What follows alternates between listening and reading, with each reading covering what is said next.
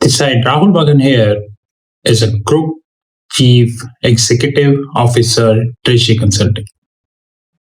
As we speak, Treasury Consulting is a multi-asset and multinational hedge fund. By multi-asset, I mean we actively covering our positions in multiple asset classes. By multinational, I mean we actively covering our positions at multiple locations. But like I did covered many times, and I would love to cover all the times that we are a proprietary hedge fund. You heard me very right. Proprietary hedge fund. By proprietary, I mean to say no third party. Let me repeat, no third party can invest capital in our funds. Please take a note of that. Not a single day pass in my life when I am not getting a messages on my WhatsApp and on my email ID when people are asking question about PPP, which means private placement programs. I made this very clear long ago. On time to time basis, I made one thing absolutely clear, that if you are following a legal framework, which includes the Contract Act, which includes the Bank Clause Act, which includes the transfer pricing mechanism of relevant country, in this eventuality, the private placement program is legal in nature.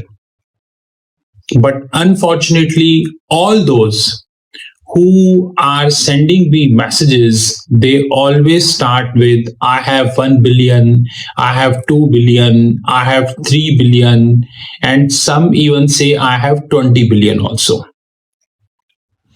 And you know the interesting thing in the life?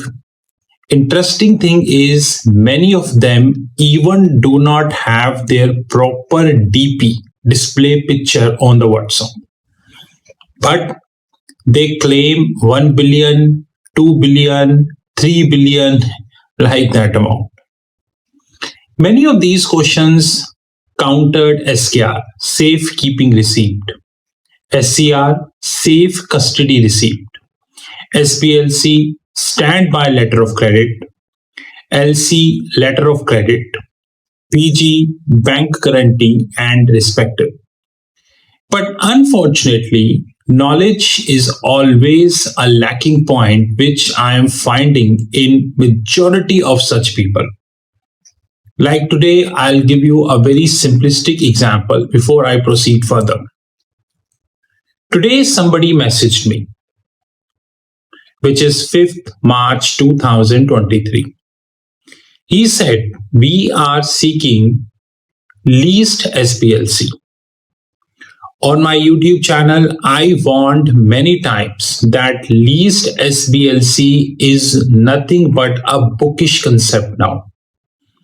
Because arranging a leased SBLC is just like climbing on a Mount Everest without having oxygen with you, which is fairly impossible. Fairly impossible. After COVID and now recession, the bank's balance sheet weakened a lot. That's a separate thing that on face, banks not acknowledging that, because they knew that the day they would be acknowledging this, their share prices would collapse. But the hard reality is that the balance sheets of the bank have weakened. Henceforth, the lease SPLC is nothing but a theoretical concept. As simple as that.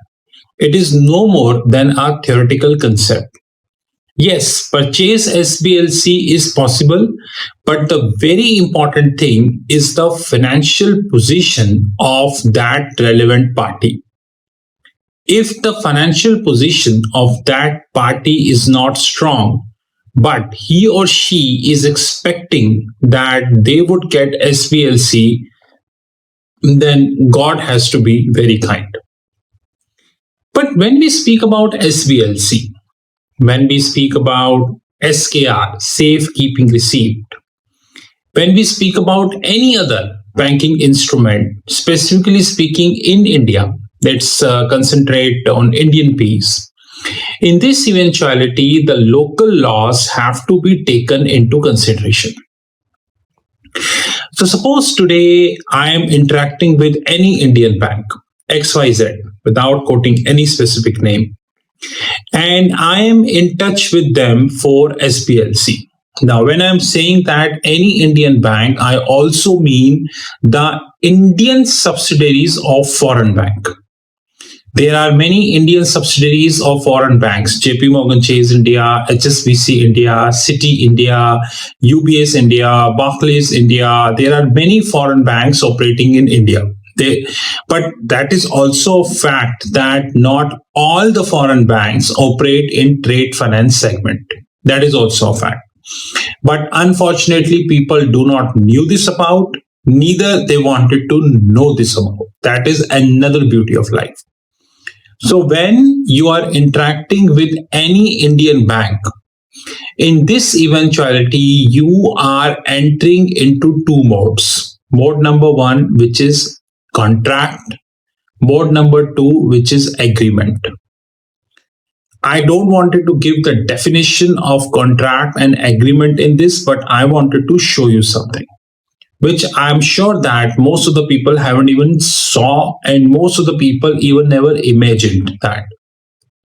When we interact with a bank in India and we, request that bank for SKR, safekeeping receipt, safe custody receipt, probably SBLC, standby letter of credit.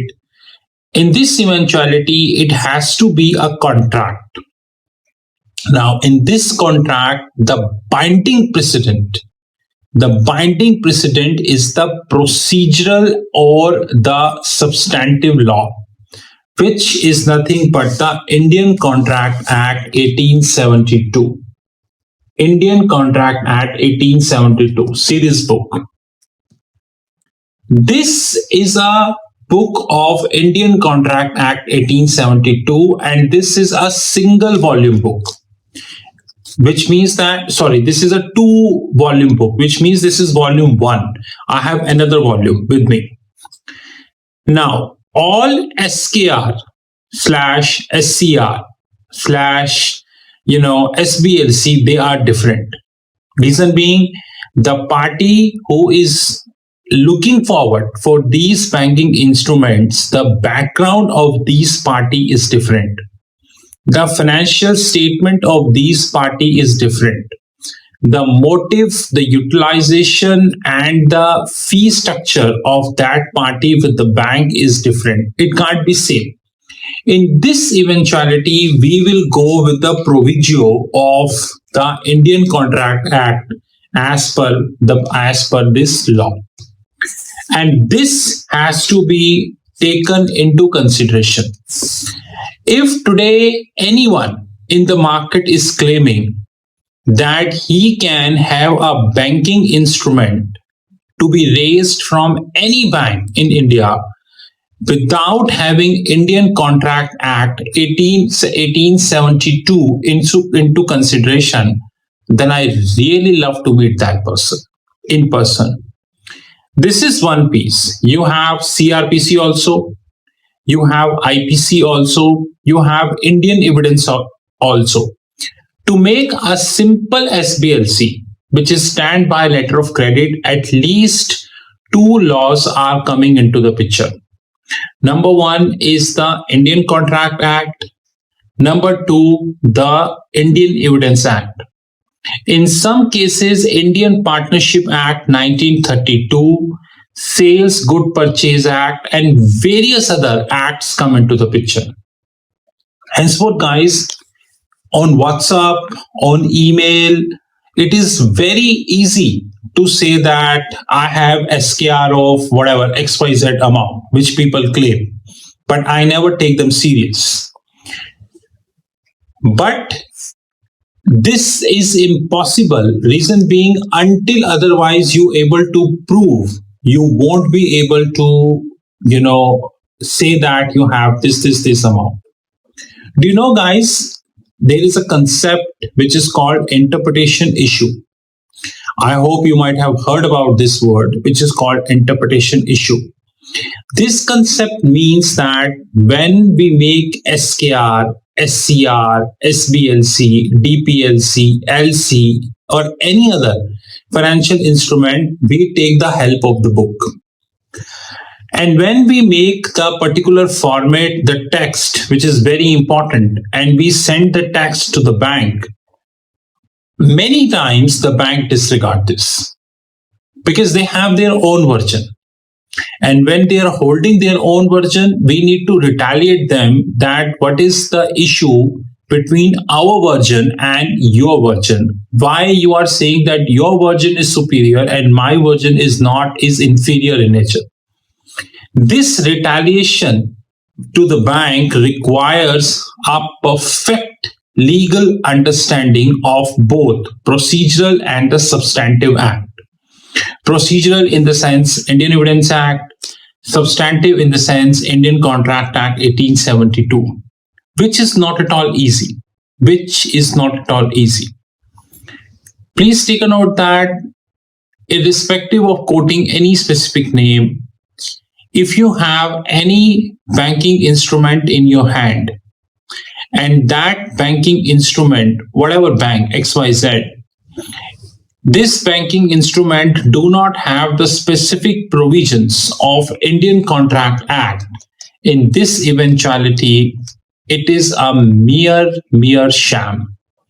Because without having the proviso of Indian Contract Act and other acts also, if anyone is making any banking instrument, then I have no words for him. This is what I would like to say. This is Rahul Magan from Treasury Consulting Group. You knew my personal number, +91 98 99 242 978. Let me repeat, +91 98 99 242 978.